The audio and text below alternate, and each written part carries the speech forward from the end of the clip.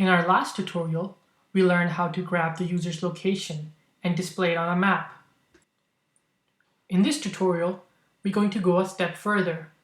We're going to display in real time the location of the user as the user moves. In this particular case, we're going to simulate this movement in our simulator by specifying that the user is on a bike ride. So let's go ahead and open our application project. Now the first thing you'll notice is that in our location did update locations method, after we added the annotation to the map, we stopped updating the location by calling stop updating location on the location manager object. We want to remove that because we want to get the updates in real time as the user moves. The next thing we need to do is to keep a reference to our annotation object so that we can update it later.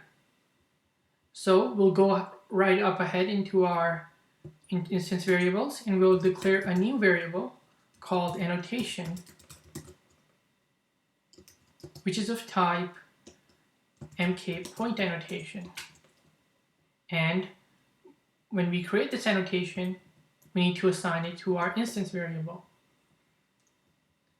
Now, every time we get an update, we want to update the location. But the first time we get an update, we want to create this annotation.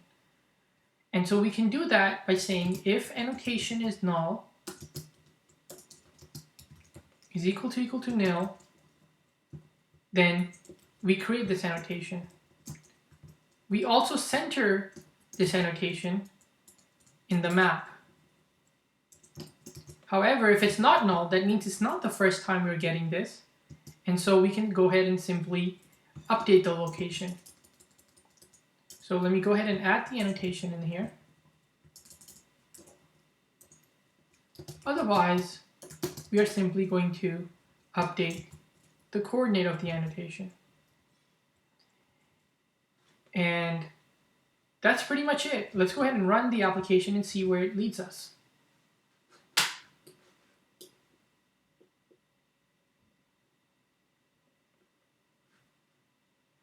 And we've got the same annotation as before, but let's go ahead and zoom in.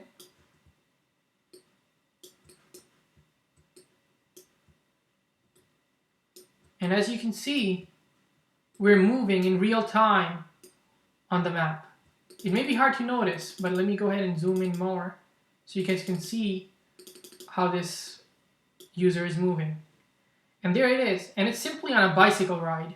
And every time we get this update, we simply assign the coordinate and it updates it on the map. And remember, we're doing this in debug, location, and city bicycle ride. We can do a freeway drive as well. Let's go ahead and try that. And you can see we're moving a lot faster on the freeway since we're on a car as opposed to a bicycle. And that's it for updating the location in real time. I hope you enjoyed and learned something from this tutorial.